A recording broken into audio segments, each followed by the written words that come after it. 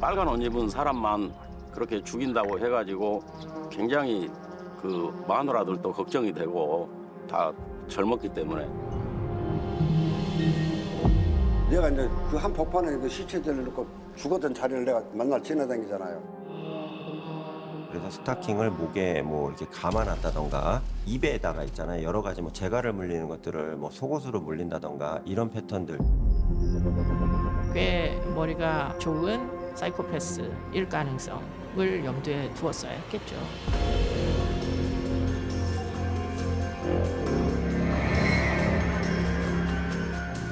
혼자 나가면 혹시 싶은 생각에 항상 그런 마음이 있었죠.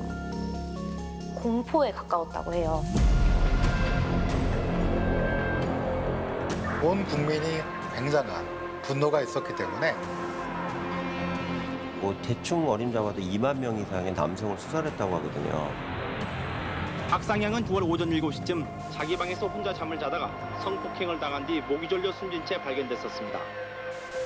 B형이라고 판단이 되는 사람의 정액이 나온 거죠. 내가 범인이라는 거야. 내가 무슨 범인이냐. 어이가 없어가지고.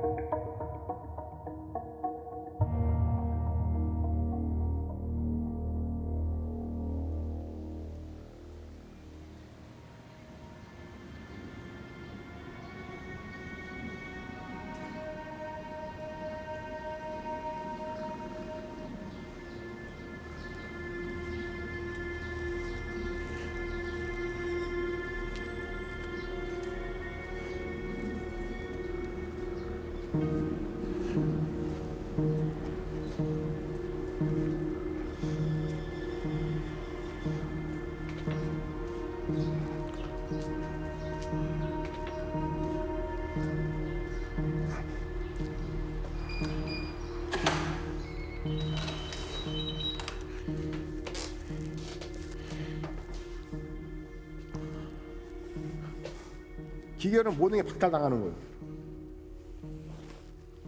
그 다음부터 난 한 인간은 윤석열가 아니고 수보를 나고 사는 거예요.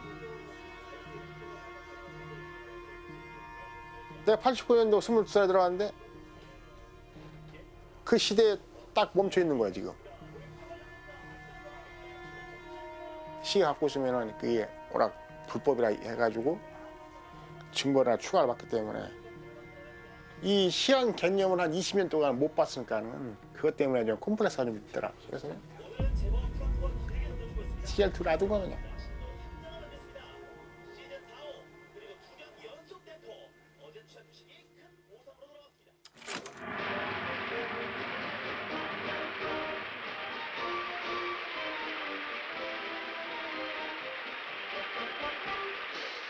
(1986년 9월 20일) 서울의 올림픽 주 경기장에서 화려한 개회식을 가진 열전 16일간의 제10회 한류 아시아 경기대회.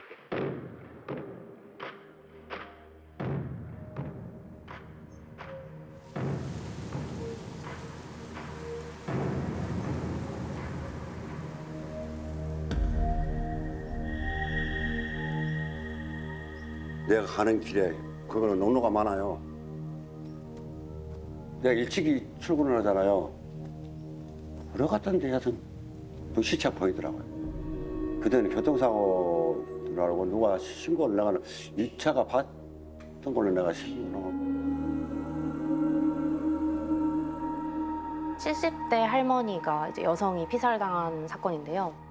아침에 배추밭에 뭐 배추를 따러 간다고 했던 사람이 실종이 됐고 며칠 뒤에 시신으로 발견된 사건입니다.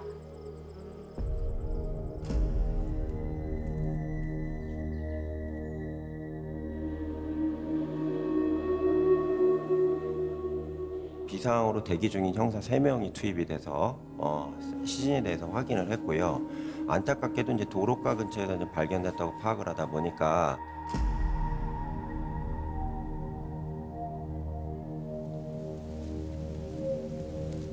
변사체가 발견된 상황 내에서 옷까지가 많이 엉망인 상황인데도 불구하고 혹시 이제 뺑선에 의한 사망이 아니냐, 즉 교통사고로 추정을 거의 단정을 한 것 같습니다.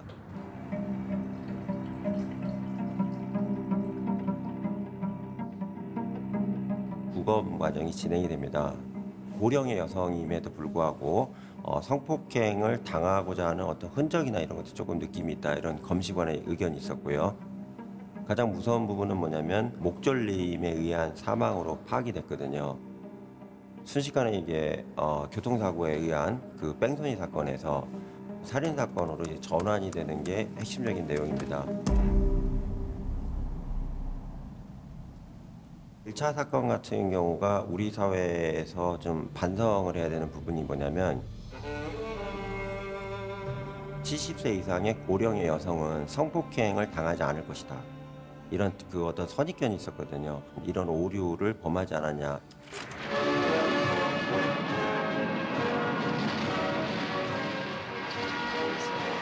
오늘 우리나라의 이 영광, 이 성스러운 축제를 있게 한 전두환 대통령. 온 관중들은 대통령 네 분을 환호로 맞이했습니다. 왜 경찰관, 형사가 3명밖에 투입이 안 됐냐. 그 당시가 국가행사 중에 가장 큰 행사였던 1986년 아시안게임이 개최되는 그 시점이었습니다. 북한에 테러 위협이 있다고 그래서 대다수의 경찰관이 차출돼서 서울로 다 올라간 상태였고요. 당시에 남아있는 그 수사 인력 자체도 그 인력밖에 없었기 때문에 뭐 용의자를 뭐 지목한다든가 이게 어려운 상황이었습니다.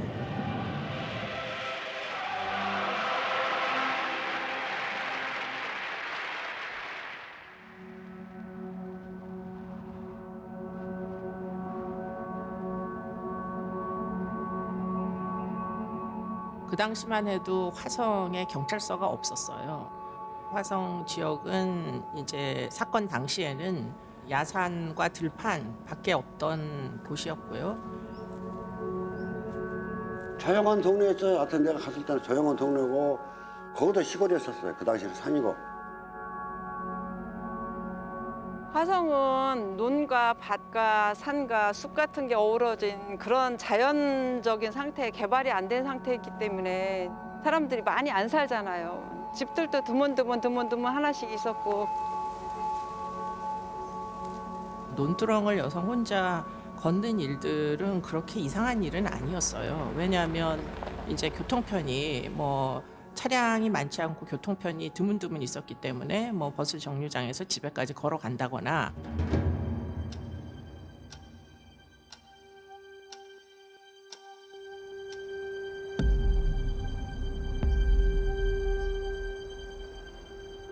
(20대) 여성이 진안읍에 있는 한 농수로에서 시체로 발견된 사건입니다. 당시에 발견했을 때 여성은 알몸이었고 목에는 스타킹이 둘러져 있는 그런 특성을 가지고 있어서 모두 여성이 입고 있던 이제 물건들로 결박을 했던 그런 상황이었어요. 담배 꽁초도 발견됐고 우유팩도 발견이 됐어요. 가슴과 등에 뾰족한 물체로 4회 이상 찌른 흔적이 있고 목으로 살인을 해갖고 유기한 거죠. 이 여성분은 완벽하게 성폭행이 된 걸로 시신 자체가 발견이 됐고요. 원한을 살 일도 없고요. 그 사람을 뭐 미워할 사람도 없고요. 휴먼 에비던스 자체가 완전 제로 상태가 돼버린 겁니다.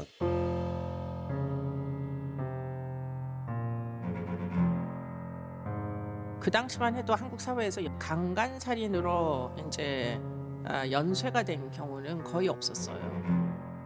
그렇기 때문에 첫 번째 사건이 첫 번째 사건이라는 것을 인지하지도 못한 채 대규모 뭐 수사 인력이 파견되거나 또는 조사를 위해서 전문 경찰관들이 투입되는 상황까지는 아니었다고 저도 생각을 합니다. 관료주의라고 하실 겁니다. 경찰에서도 문책성 인사에 대한 그 두려움이 좀 강했다는 이제 판단이 듭니다. 화성 연쇄살인 사건과 관련된 게 언론에는 크게 큰 부각을 받지 못했었다는 얘기입니다. 당시 경찰 입장에서 혹시라도 연쇄살인으로 이제 지목이 되게 되면 본인들 입장에서는 상당한 부담이 될 수 있고,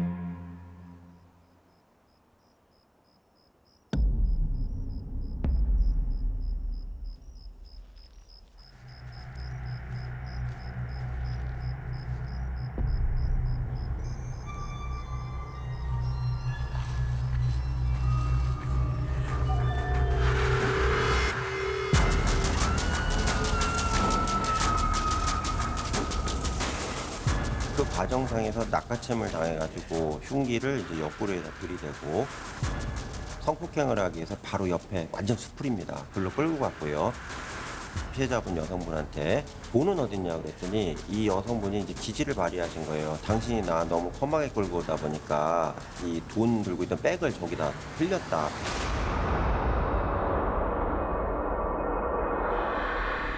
그러니까 이 순간에 이제 당시 범인이 이 돈을 찾으려고 그 여성을 묶여 있는 걸로 방심한 상태로 놓고 돈을 찾으러 가버린 겁니다. 이 순간에 이 여성분이 냅다 뛰어갔고요. 인적이 있는 대로 미친 듯이 달려가셨고요. 가셔가지고 거의 뭐 반나차 상태로 가신 상태에서 살려달라고 울부짖어서 주민들이 뛰쳐나와서 구조한 상황이 있습니다.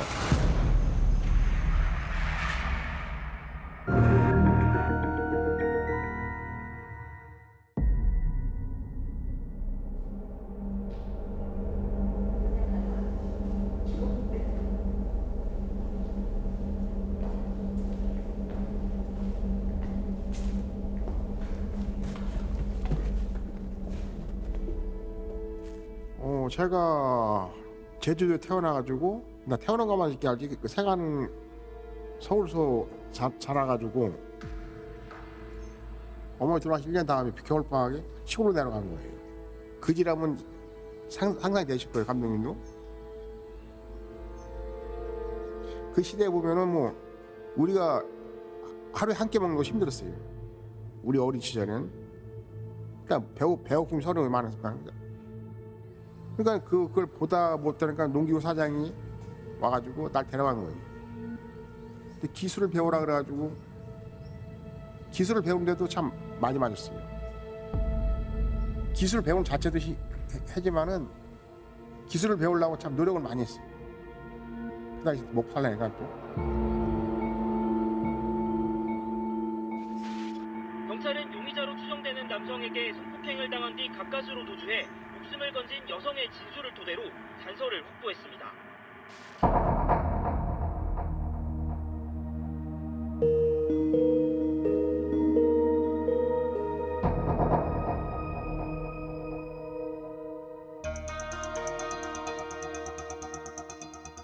당시에 나왔던 내용이 나이는 24세에서 27세 사이로 추정이 된다. 이게 첫 번째였고요. 두 번째는 신장은 이제 165cm에서 170cm 사이, 그러니까 큰 키는 아니죠. 그러니까 그 당시 중키 정도의 호리호리한 체격이라고 이렇게 나왔고요. 몽타주를 만든 겁니다. 그 다음에 머리가 스포츠형이며 눈이 매섭게 생겼다. 이게 가장 그 포인트로 나왔었거든요.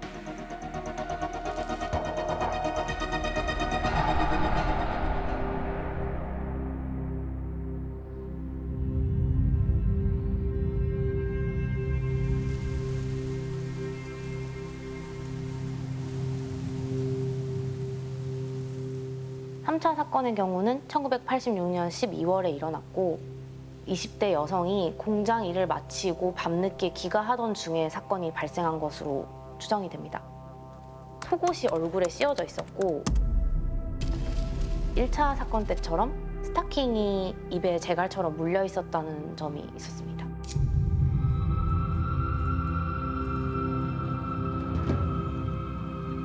그리고 나서 바로 이틀 뒤에 저희가 4차 사건으로 보는 일이 발생을 하는데요.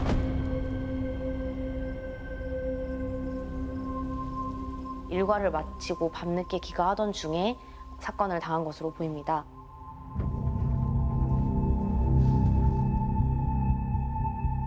그리고 내가 같이 이제 근무했던 사람, 이 사람은 언제나 같이 두고 하는 사람하고 일이 끝나면 퇴근 시간에 그 차를 타고 오거든요. 딱 하루 안 타고 그렇게 사고 당한 거예요. 죽은 시체로 한 이틀 있다 발견됐을 거예요.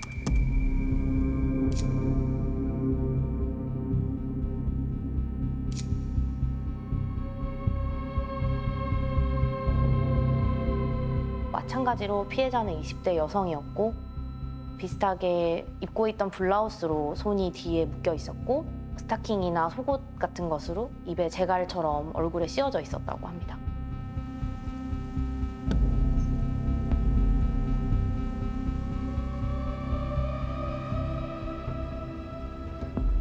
오차 사건부터 얘기하면 1987년 1월에 10대 여학생이 버스 정류장에서 내렸는데 밤늦게 피습을 당한 사건입니다.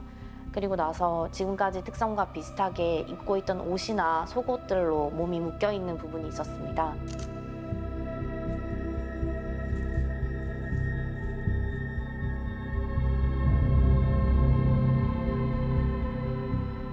많이 죽었죠. 우리는 내가 그 당시 한 복판에 있었기 때문에 그 당시는 충격적이었죠. 무섭고 뭐 그렇게 내가 이제 그 한 복판에 그 시체들을 놓고 죽었던 자리를 내가 맨날 지나다니잖아요. 그런데 옛날에 그런 사건 없을 때는 그 길로 다 다녔어요. 이 밭길, 논길로, 저수길 그런 데로 다 사람이 밤에. 사건이 나고서는 그리 사람이 안 다녔지. 무서운 생각이지 뭘 그걸 못 잡나 그런 거. 하동 사건이 처음 일어났을 때는 별로 신경 안 썼어요. 그 당시에 70대신 분이 돌아가셨으니까는 동네가 한 2차, 3차, 4차까지 나니까 좀 동네가 불안한 거예요. 그러니까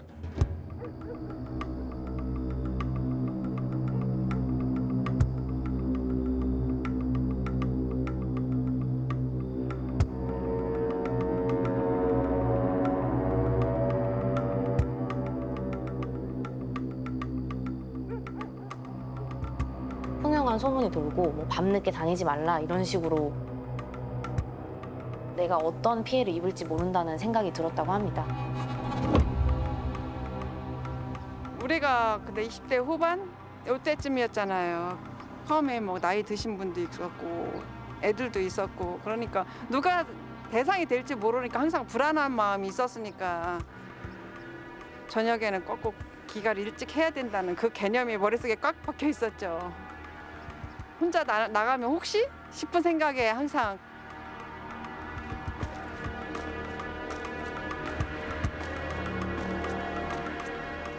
빨간 옷 입은 사람만 그렇게 죽인다고 해가지고 굉장히 그 마누라들도 걱정이 되고 뭐 밤에는 어디를 뭐 다니지도 못하게 하고 빨간 옷도 못 입게 하고 사람들이 다 무서워하고 두려워하고 있었죠. 공포에 가까웠다고 해요. 군 단위 지역에서 연쇄적으로 5건의 살인사건이 발생했음에도 몇 달이 지나도록 수사에 진전이 없다면 주민들은 범죄 무방비 공포증에 걸리지 않을까 우려됩니다. 지역 주민들은 살인범을 물리치기 위해 허수아비를 세웠습니다. 자수하지 않으면 사지가 썩어 죽는다.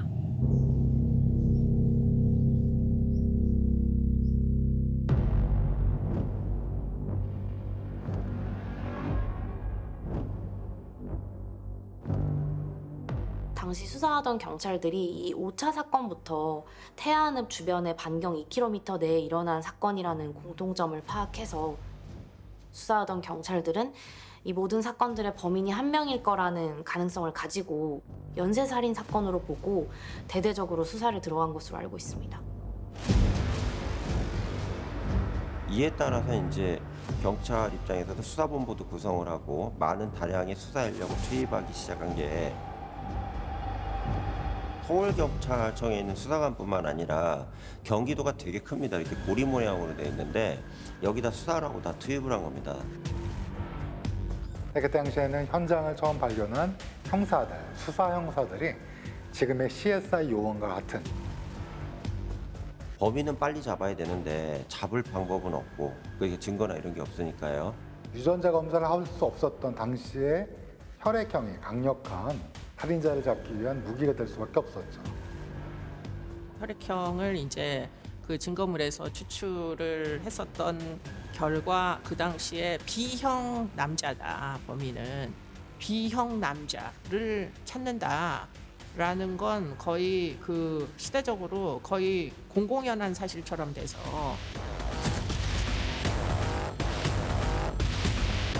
뭐 대충 어림잡아도 2만 명 이상의 남성을 수사를 했다고 하거든요. 그럼 2만 명이라는 남성을 수사했다는 것은 그 지역에 사는 남자는 다 뒤졌다고 보셔야 된다는 얘기입니다.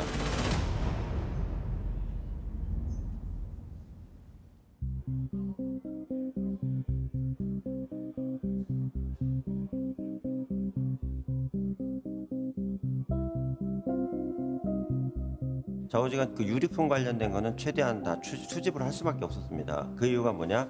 범인을 전혀 모르기 때문에 어떠한 것도 다 무조건 도움이 될 수 있다 그래서 막 수집을 한 거죠.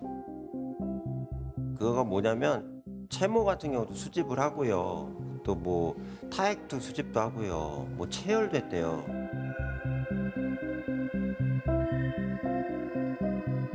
하나하나 다 일일이 분석하고 수집해서 대조해보는 식으로 굉장히 아날로그적으로 수사가 진행되었어요.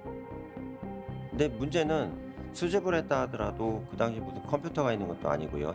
이걸 대조하는 게 그 지문 대조하는 식이었거든요. 눈으로. 2만 명 정도를 수사했다는 건 투망식 수사라고 합니다. 그러니까 물고기 아무나 걸려라 이런 식으로 그 망 던지는 거 있잖아요. 그물 던지는 식으로 했기 때문에 그냥 수집은 했지만 수집하도 어떤 방법이 없는. 4-5건이 진행이 되면서 피해자들에게 성적인 가학적 행위가 여러 건에서 이제 발견이 된다. 복숭아, 뭐 여성의 몸 안에다 복숭아를 투입하는 이런 말도 안 되는 그 나쁜 짓을 했는데 대부분 교살, 그러니까 리가처 스트랭귤레이션이라고 그래서 피해자가 갖고 있던 스타킹이라든지 아니면 블라우스라든지 이런 거에 의해서 목을 졸린 채로 발견돼서 어떤 살인자의 시그니처라고 생각했던 거죠.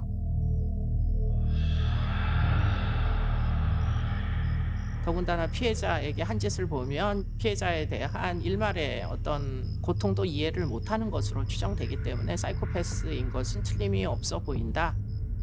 성 도착이 있었다 이렇게 보는 게 맞겠죠. 세디스틱한 이런 이제 면은 틀림없이 있었을 걸로 보이고 아마도 성적으로 이 사람이 뭐 거의 성 중독이나 기간이 굉장히 짧아요.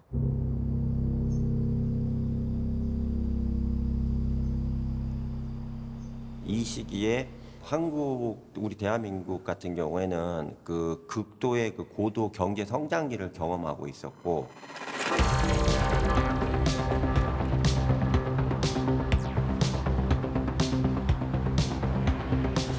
어마어마하게 그 지역들뿐만 아니라 뭐 대도시부터 다 발전하고 있는 시기였거든요. 그리고 대중매체도 발전하고 있었고 정보가 이제 빠르게 전파가 되는 이런 시점이었다는 얘기입니다.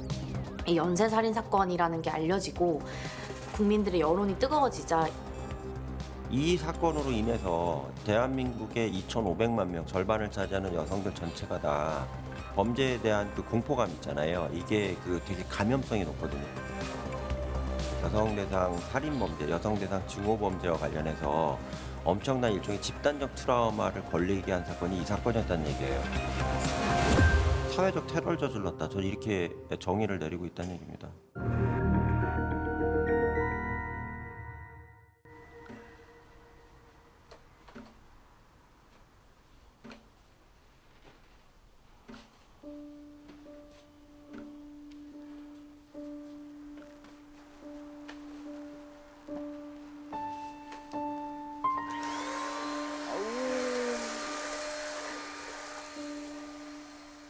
자기를 가진 거는 내가 3살 때 알았어요.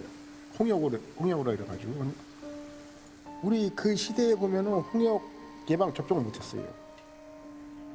그래도 그 돈이 많은 집이나 부유한 층이나 했을지라도 우리같이 가난한 사람들은 그게 꿈도 못 꾸는 거지.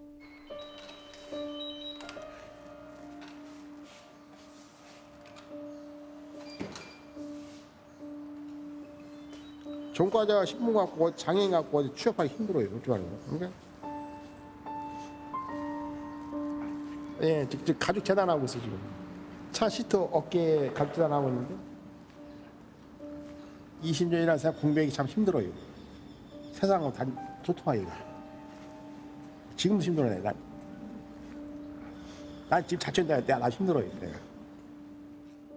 모든 사람들이 한 20년 세월 공부한 어디 외지나 소문 나갔다 이 들어와봐요. 아무것도 몰라. 그거 똑같은 거예요.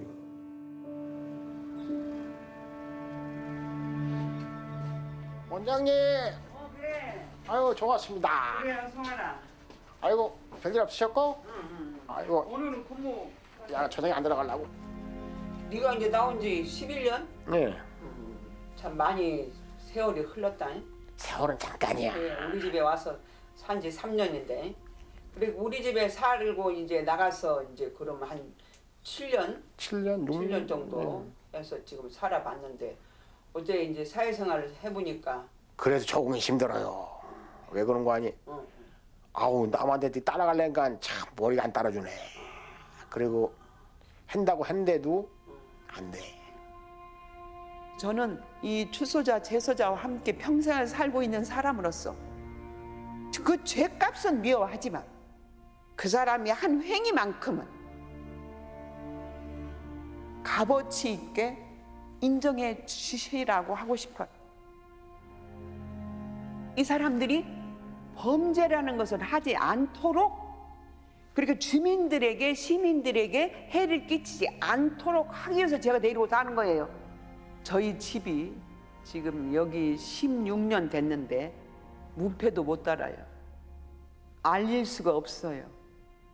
주민들이 반대로 쫓겨나니까. 그 시대를 못 벗어나 또. 20년이면 진짜 긴 세월 아니야? 20년이면 이제 21년 몇 개월인가? 21년 6개월인가? 되는 것 같은데. 와. 근데 사회 바깥 나가 보니까 적응이 안 되는 이유가 있더라고 보니까는. 내가 지금 반복되는 세계라 여기 나와가지고 그걸 벗어나려니까는 힘들지만은 그 시대를 벗어나야 되는데 벗어나지는 못해. 아직도. 노력을 해야 이제 따라갈 수가 있지. 사회라는 것이 옛날처럼 그냥 조금씩 발전하면 괜찮은데 요새는 막 하루 막 일주일이 멀다 하고 변하니까 우리가 이제 그걸 따라가려면 어느 정도 개인의 노력이 필요하지. 급하게 갈 게 아니고 아마 차근차근 하려고.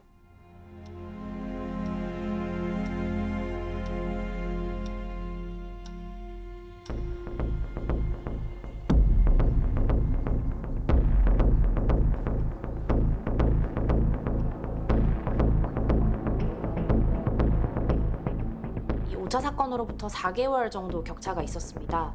20대 여성이 남편의 일과가 마치는 거를 기다렸다가 비가 오는 날이었기 때문에 우산을 쓰고 마중을 나갔다가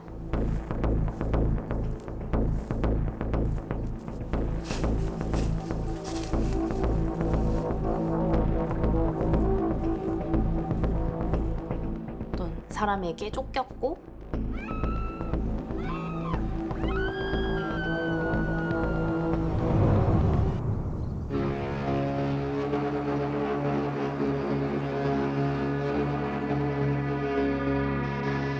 야산에서 놀던 이마을 어린이들이 서울까지 더미 속에 숨겨진 시체를 발견하고 경찰에 신고했습니다. 우산을 가지고 마중 나오기로 했던 아내가 없자 실종 신고를 하게 됐는데 추후에 이 20대 여성의 사체가 발견됐습니다.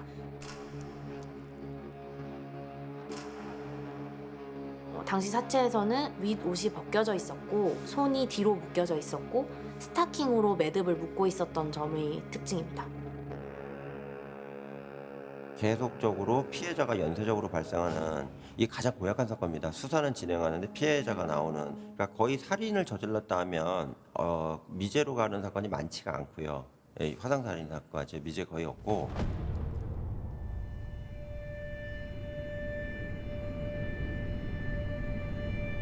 사이코패스적 살인 같은 경우에는 자기가 죄 진 거에 대해서 전혀 이해를 못해요. 그냥 자기 취미 생활 중에 하나예요.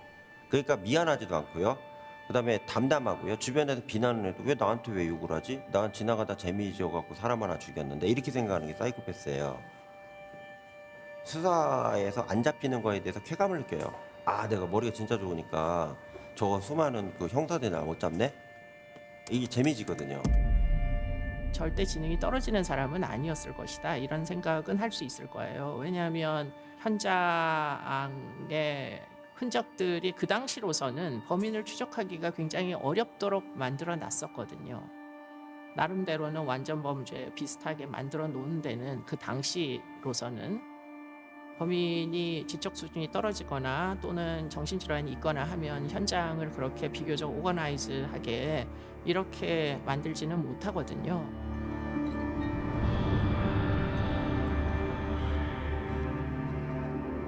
그렇기 때문에 꽤 머리가 좋은 사이코패스일 가능성을 염두에 두었어야 했겠죠.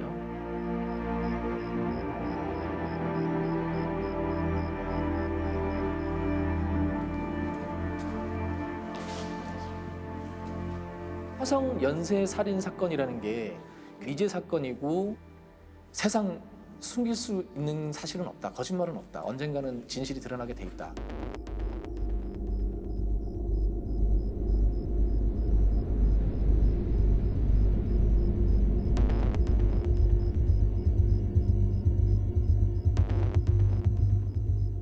화장실에 해서 밖으로 나오고 이제 대문을 열고 그 당시 이제 갑자기 오라니까 여자 세탁 그 파란색을 입고 그 당시에 한국 사회는 이제 화장실이 밖에 있었거든요. 재래식에. 그래서 화장실이 이렇게 두 개가 있는데 발자국 소리가 이제 나더라는 거예요. 그걸 하고 바로 직감으로 느낀 게 나는 그 나쁜 놈이라고 그러고 생각하고 하여튼 그 머릿속에 그 생각밖에 없으니까 내가 머리가 그 당시에는 장발이었거든. 화장실을 가니까 여자로 착각을 하고 그 옆에 거를 살짝 이렇게 여는 거를 느꼈다는 거예요. 그러더니 가만히 잤더니 내 앞에 와서 내 화장실을 열다가 같이 이제 내가 준비하고 옷 축이 씻고 얼굴이 마주쳤을 거예요. 서로 이제 당황을 한 거예요. 이렇게 당황한 거예요. 근데 진짜 얼마 눈 깜짝할 사이잖아요. 뒤돌아서면서 도망치고 그 후로는 잡지를 못했어요. 옆에 갈수록 간격이 떨어지더라고요. 달리는데 엄청 잘 달리더라고요. 그 얼굴이 또 그 몽타주나 그다음에 이 얼굴이랑 다 똑같았던 거예요. 그 당시 젊었어요. 그 애들 나도 젊었지만은 그것은 그대로 남아요. 이제 그 형태라든가 모자 스포츠 얘가 쓰고 옷. 그러니까 그 사람은 의도가 분명히 있는 거잖아. 나는 그 사람이라고 100% 믿고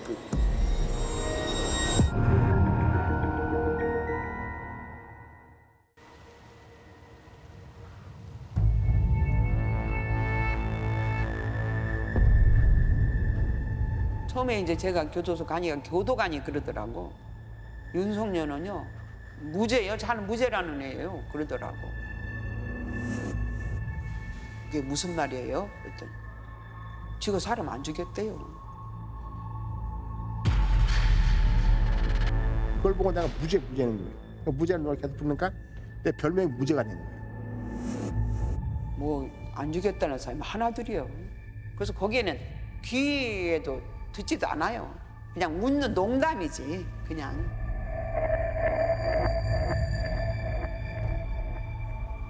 (2000명) 중에 민사나 한 명도 없어요. 그 중에서 한 명이나 나오면 나는 그 희망 사라지. 내가 단 한 명도 없어.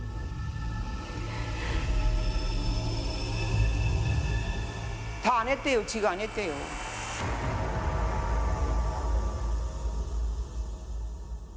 내가 무죄라는 노래를 계속 부르다 보니까는 하춘아의 사랑은 무죄라는 노래가 있어요.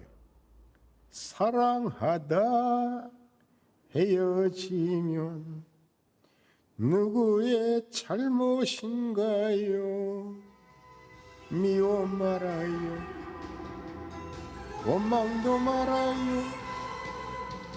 무죄, 무죄, 무죄, 무죄. 사랑은 무죄니까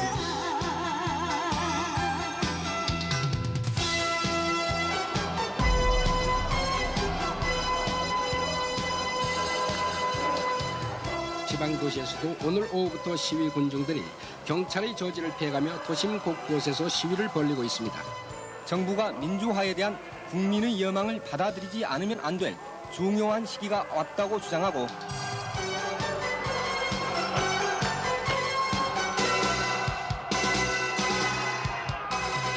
당시는 1980년대였고 한국 사회는 민주화 운동이라는 정치적 소용돌이에 휘말려져 있었고 그러다 보니까 그 경찰력을 정치적 사범이라든지 시위에 투입할 수밖에 없었고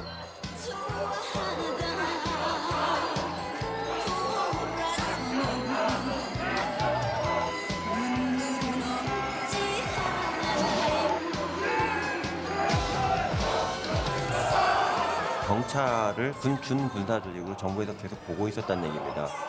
별 4개짜리 장군이 모든 경찰관 10만 명을 통제하는 시스템이었다는 얘기입니다.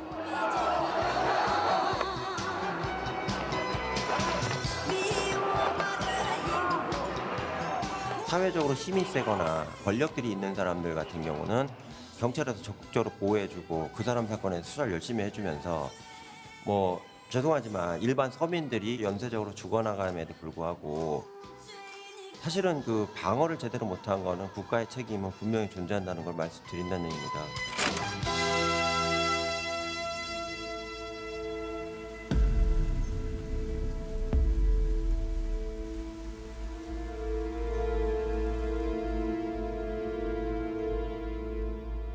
칠 차 사건은 1988년 9월에 발생했습니다. 그 전의 사건과 비교해보면 시차가 거의 1년 넘게 있었던 건데요.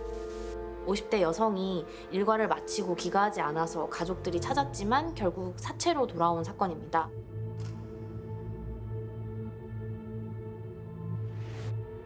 변을 당한 지점은 인적이 뜸한 한적한 곳입니다.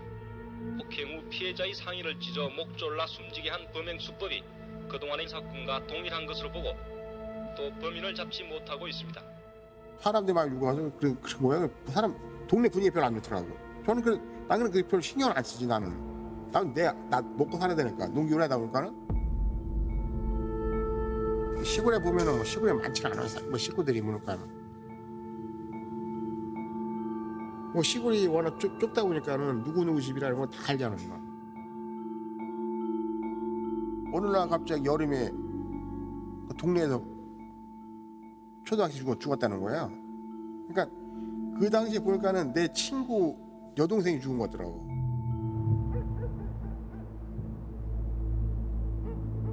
팔 차 사건은 지금까지 범행과 다르게 범인이 집 안으로 들어와서 범행을 저지른 사건입니다. 당시 피해자였던 10대 여학생은 방에서 혼자 자고 있었고 다음 날 가족들이 범행 그 상황을 발견하면서 사건이 커진 건데요. 박상향은 9월 오전 7시쯤 자기 방에서 혼자 잠을 자다가 성폭행을 당한 뒤 목이 졸려 숨진 채 발견됐었습니다. 한국의 전통적 가옥은 안에서 고리로 문을 잠그는 형태입니다. 그런데 그 문이 종이로 된 문이 전통적인 한국의 방인데 종이가 찢겨져 있었고 그 안으로 고리를 풀고 누군가가 침입을 한 다음에 야 이거는 너무 대담해진 거 아니냐 이런 부분이 이제 수사관들 입장에서 당황스럽게 만든 부분이었다는 얘기죠. 특히 어린 친구가 말도 안 되게 사망한 사건이 되고 너무 잔혹했습니다. 현장 자체가. 그렇기 때문에 이건 반드시 잡아야 된다는 사회적 공분이 되게 셌고요. 이게 경찰한테도 막대한 압박으로 영향을 미친 건 사실이었다는 얘기입니다. 경찰은 이와 함께 8번째 희생자인 박상희 양의 경우에는 폭행당한 사실을 은폐함으로써 이 사건을 단순 살인 사건으로 처리하려 했습니다. 그런데 특히 이 사건이 유명해졌고 화성 지역에서 있었던 사건이 그러다 보니까 온 국민이 굉장한 분노가 있었기 때문에 니네 도대체 못 잡고 뭐하냐 지금 몇 년 동안 계속된 사건인데 이와 같은 경찰의 수사 답보는 초동수사의 실패 등의 그 원인이 있습니다. 지난 86년 9월 이후 8명의 부녀자가 폭행당한 채 숨진 경기도 화성군 일대의 주민들은 들어만 가는 피해에 대한 대책을 호소하고 있습니다. 그놈이 어떻게 죽였는가 한 번이라도 하면 물이라도 보고 내가 진짜 그놈이 사이에 그런 놈을 살려주면 안 된다고 생각해요. 법이 한국에도 물러자고 생각해. 그러니까 이런 일이 생긴다고 생각해. 경찰과 관련해서 비판적으로 쓰는 일부 언론에서는 경찰이 수사를 뭐 진짜 헛스윙하는 식으로 야구 선수가요. 이 법인을 못 잡으면 진짜 옷을 벗어야 될지도 모른다. 이런 압박감을 가졌을 가능성이 크다는 얘기입니다.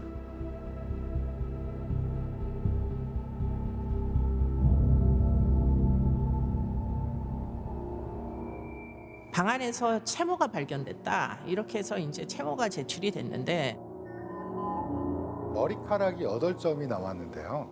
그중에 모두 다는 아니고 3점 이상이 B형으로 나오게 됐고 유전자 검사를 통해서 B형이라고 판단이 되는 사람의 정액이 나온 거죠.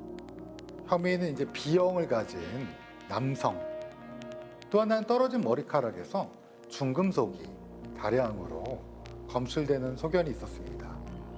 근방에서 기계를 다루거나 아니면 공업소에 다니시는 분들을 용의자로 보고 B형 남자를 쫓게 됐던 거죠. 당시에는 그 중금속이 결정적이라는 생각을 했고요. 동네 사람들, 의심 가는 사람들, 20대, 30대 젊은 의심 가는 남자들은 전부 다 채모를, 왜냐하면 그 8차 현장에 채모가 떨어져 있었으니까.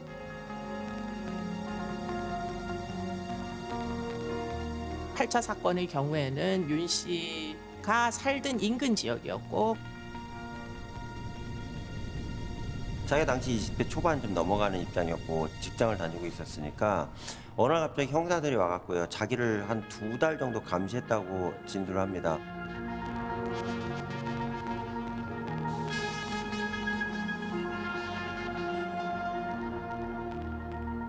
(5월 달인가 4월 달부터 우리 농림수산단 형사들이 왔다 갔다 하는 거예요. 그래가지고 왜 왔다 갔다 하는 거야? 별일 아니래. 우리 새벽을 다 뽑아갔어. 그 당시에 혈액형이 B형이 나왔어요. 이 B형에 대한 사람들 조사를 다 한 거예요. 저도 B형이에요.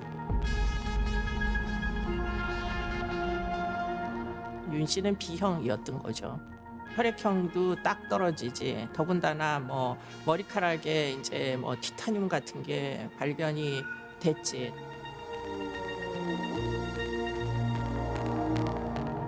프로파일링을 통해서 그런 여성에 대해서 특히 13세 소녀를 살해했을 거라고 생각하는 그런 범주 안에 들었기 때문에 경찰은 사건 당시 숨진 박양의 방에서 발견된 범인의 채모와 2개의 채모가 비슷한 데다가 채모에서 채취된 혈액형이 윤 씨의 혈액형인 B형과 일치해 윤 씨를 유력한 용의자로 보고 있습니다. 경찰은 또 윤 씨가 소아마비 장애자인 점으로 미루어 평소 지니고 있던 여자에 대한 증오심이 범행 동기가 됐을 가능성이 큰 것으로 보고 있습니다.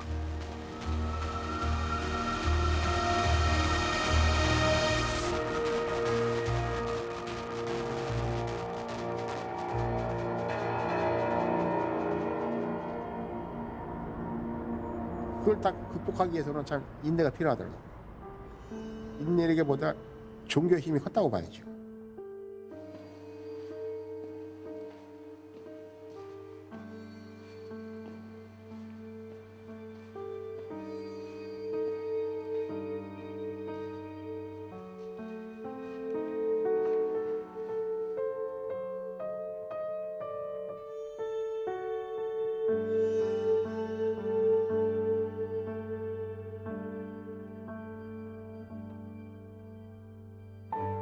근데 얼굴이 시커멓게 꼬질꼬질해가지고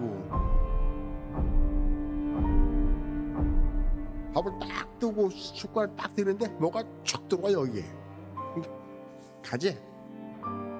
그 기억을 내니까는 머리가 뽀개져.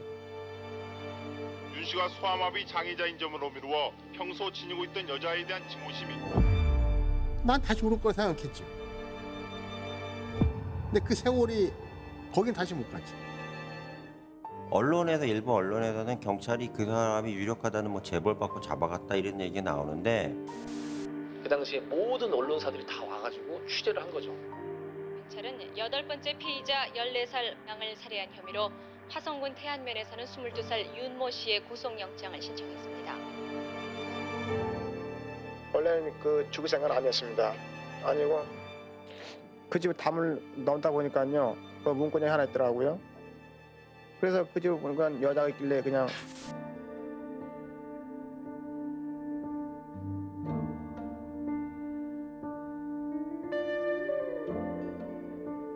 팔자대행은 내가 범인이라고 내가 구속이 됐어요.